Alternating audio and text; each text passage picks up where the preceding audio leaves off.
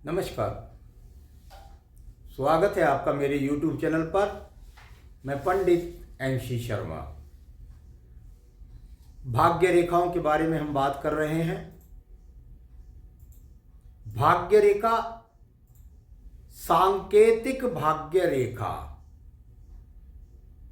यानी भाग्य रेखा में मिल गया संकेत कि व्यक्ति धन प्राप्त करना चाहता है, व्यक्ति धन की तरफ देखता है, व्यक्ति को धन प्राप्त हो जाएगा। ऐसी सांकेतिक रेखाएं जाकर बनती हैं और वह किस रूप में परिवर्तित होती हैं बाद में जाकर के इस विषय पर हम बात करते हैं। बहुत छोटा सा विषय है, ज़्यादा इसमें गौर करने की बात यह है कि ये छोटी छोटी जो रेखाएं मैं आज बताऊंगा, इनके बारे में व्यक्ति बहुत भ्रमित रहता है। चलिए बात कर लेते हैं यहां पर सांकेतिक भाग्य रेखा के बारे में। आपके हाथ के अंदर कोई भाग्य रेखा नहीं है। व्यक्ति डर जाएगा, अब धन रेखा मेरे हाथ के अंदर नहीं है, तो क्या व्यक्ति को धन नहीं मिलेगा?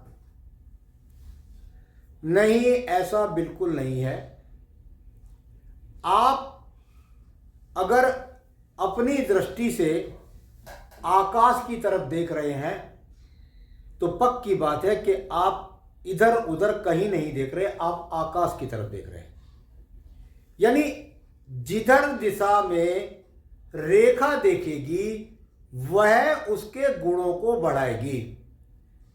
आपकी भावना है, आप सामने मूर्त रखी है और मूर्ति के अंदर देख करके आप लगातार उसकी ही पूजा करते हैं और अपनी भावना को इतना ज़्यादा बढ़ा देते हैं कि आप भगवान के साथ जुड़ जाते हैं और भगवान की प्राप्ति कर लेते हैं। इसी प्रकार से आप यदि अच्छी भावनाओं के साथ अगर आप धन की तरफ आपकी रेखा देख रही है तो ये एक धन प्राप्ति का संकेत है। कैसे? मान लिया भाई किसी व्यक्ति के पास कोई रेखा नहीं है, तो मैंने अपने एक एपिसोड में बता दिया कि भैया आपके पास तो स्थायी रेखा है, बस जरूरत नहीं है कोई बुरी रेखा, अच्छी रेखा, कुछ भी हो। अगर ये एक रेखा ऐसे खड़ी है तो निश्चित बात है कि धन पर्वत पर खड़ी है, तो फिर इसने पूरा काम कर दिया और भाग्य रेखा की इधर से उधर से कहीं से जाने की कोई आवश्यकता नहीं है। अब मान लिया कि ये रेखा भी यहां पर नहीं है, क्योंकि ये तो स्थायी धन रेखा हो गई, फिर तो आता ही रहेगा धन। अब व्यक्ति के पास में ये रेखा मान लिया नहीं है और उसके पास में एक रेखा है और वह रेखा यहां आदित्य मंगल पर्वत से इस प्रकार से देखती है। क्या ये रेखा सूर्य पर्वत को देख रही है? नहीं देख रही। बुध को देख रही है? नहीं देख रही। किसको देख रही है? शनि पर्वत को देख रही है, धन के पर्वत को देख रही है। इसने कहा मैं द्वितीय मंगल पर्वत पर हूं।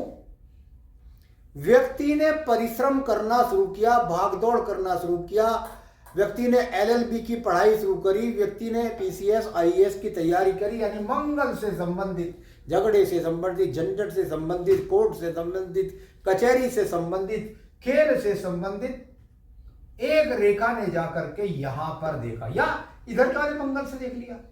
देखा कहां? शनि पर्वत। व्यक्ति ने तैयारी शुरू करी और तैयारी शुरू करने के बाद इस टारगेट को कहा कि मैं इस काम को करके या खेल कूद करके या इंजीनियरिंग पढ़ के मैं धन प्राप्त करूंगा। यानी इसकी तैयारी बिल्कुल सही शुरू हो गई और धीरे धीरे धीरे धीरे ये रेखा बढ़ती जाती है, बढ़ते बढ़ते शनि पर्वत से संबंध बनाती है। बिल्कुल बताती है आपकी 18 साल, 25 साल या 30 साल जो भी उम्र है वो रेखा पहुंच जाएगी। डरने की कोई आवश्यकता नहीं। भाई मेरे पास ये दोनों रेखा में से कोई रेखा नहीं, मेरे पास कोई स्थायी रेखा भी नहीं है। चलिए कोई बात नहीं है, आपके पास एक रेखा है और ये भाग्य रेखा है। मैं कहता हूं कि इस रेखा को कर्म रेखा कहते हैं। जब तक ये शनि पर्वत पर नहीं पहुंच जाएगी तब तक ये धन रेखा नहीं बनती।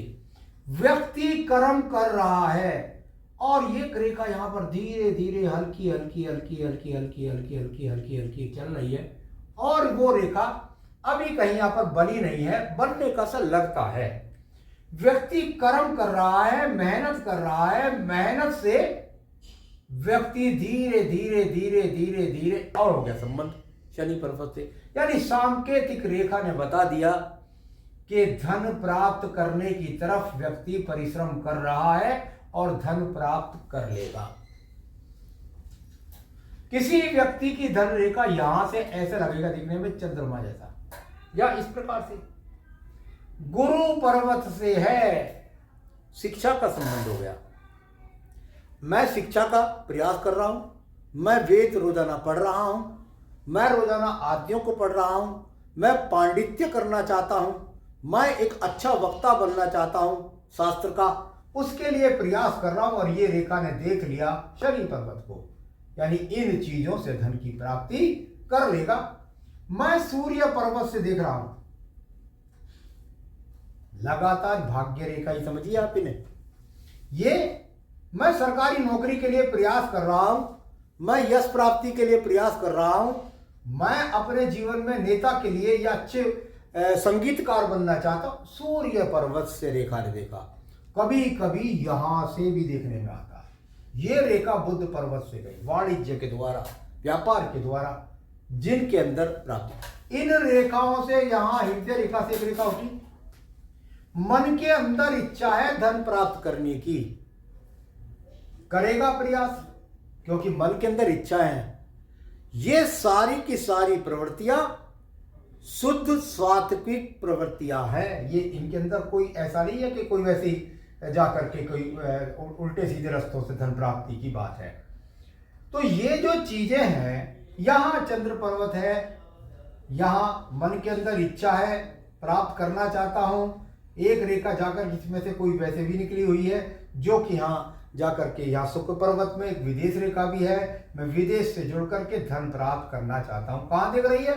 शनि पर्वत को दिख रही है। तो चलिए, ये है भाई, पत्नी भी सहयोग करना चाहती है, संतान भी सहयोग करना चाहती है और सहयोग कर रही है, प्रयास कर रही है। इसकी शाखा जाकर के धीरे धीरे बढ़ी और आपकी भाग्य रेखा में मिल गई।